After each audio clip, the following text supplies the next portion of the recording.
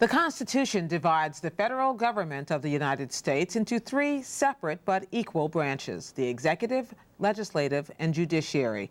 Recently, there has been a disagreement about relationships between the executive and legislative branches.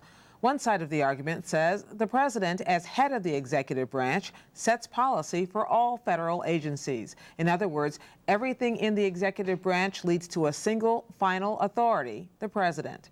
This is called the Unitary theory. It is based on two sentences in Article 2 of the Constitution. One is called the vesting clause and simply says that the executive power shall be vested in a president of the United States of America. The other is known as the take care clause. It states the president shall take care that the laws be faithfully executed. Those who disagree with the Unitary theory say the Constitution gives Congress the right to set up and fund federal agencies, and that even if these agencies are part of the executive branch, they also report to Congress through oversight committees and annual funding bills.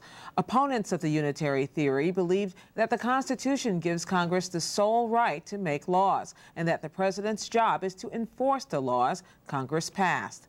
The debate over the Unitary theory of government intensified in 2005 when President Bush issued a signing statement that commented on a law that included limitations on the tactics the government could use against prisoners. We learn more now about the Unitary theory and its use in signing statements from two experts. Former Congressman Mickey Edwards represented Oklahoma in the House of Representatives for 16 years, where he served in the leadership of the Republican Party in Congress. He now teaches at Princeton University and was a member of an American Bar Association committee that issued a report about signing statements.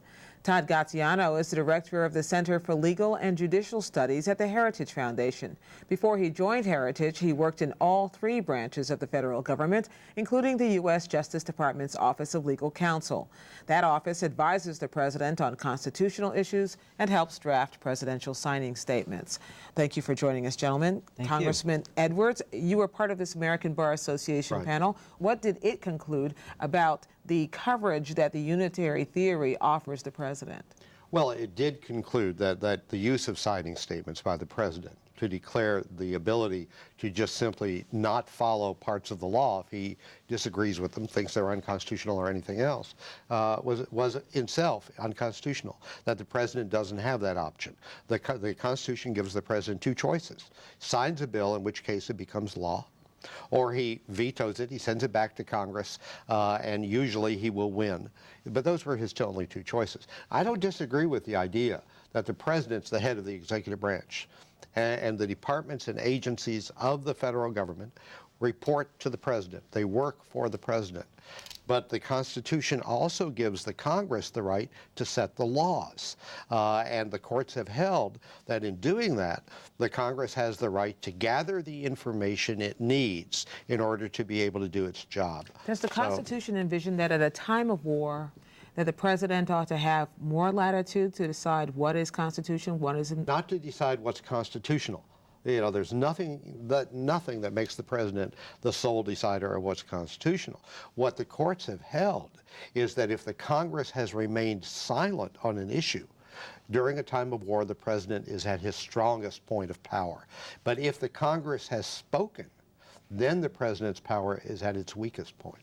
Mr. Gaziano, if Congress has spoken, why would the president use a signing statement to contradict? The president's job, following his oath to defend the Constitution, is to send clear signals to the rest of the executive branch on how they shall interpret that law and their obligation to uphold the Constitution. And the framers were very clear about one thing.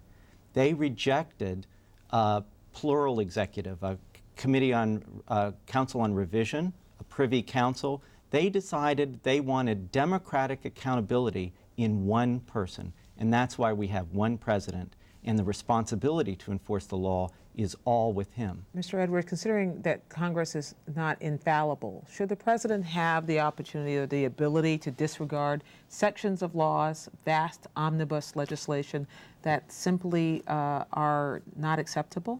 Well, I mean, the founders thought of that. That's why they gave the president a veto.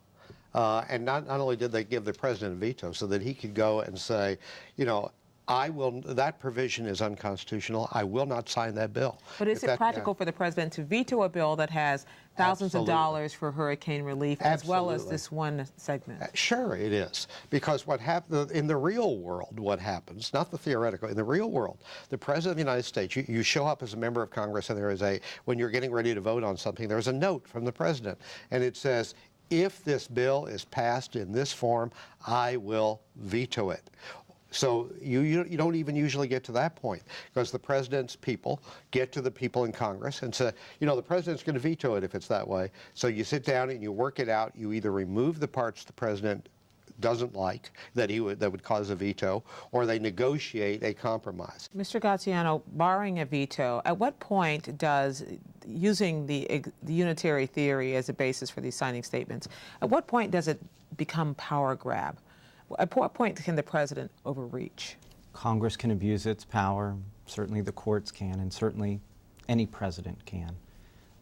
It's a nice picture that Mr. Edwards paints of reasonable members of Congress, but what happens when they ignore the president's insistence that certain provisions are unconstitutional, and instead of passing those separately as 600 different laws, lump it all together, as happens increasingly frequently now. Does the existence of co-equal branches of government then demand that if there's a fundamental disagreement between the president and Congress, that the courts settle it? Sometimes the court has the authority when a proper case is brought before it.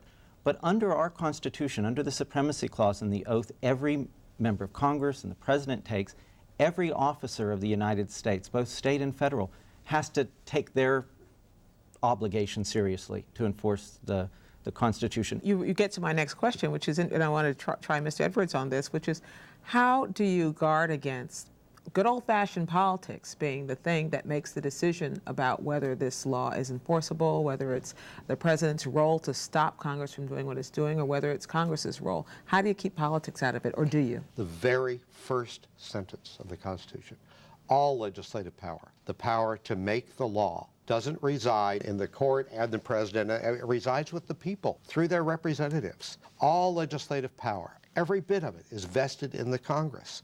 That's the first sentence in the Constitution. It is the people's representatives who keep control, not the president deciding that they have approved this and he's just not going to follow it. Is there any evidence in history for Constitution or political or other reasons that a president has violated that Constitution, has abused his power as a unitary executive, or that Congress has abused its power in Article 1, Section 1? Oh, there's a constant struggle between the branches that's gone on almost since George Washington was president in a lot of little and a lot of big ways. But the president obviously has the whole authority to enforce the law, and there's a Supreme Court case called INS v. Chadha where the Supreme Court admonished Congress, once you pass a law, you can't micromanage how the president enforces it. That's where your job stops. And the president must enforce it in the way that he thinks the plain words mean and according to the Constitution. I think that's right. You can't micromanage how he enforces it, but he has to enforce it. He can't ignore it. One of the problems here is that what the Constitution envisions is that the president is going to faithfully execute the laws. For example, when Congress passed prohibitions on torture, the McCain Amendment, and the president says, I'll interpret whether or not I feel like that's something I need to enforce.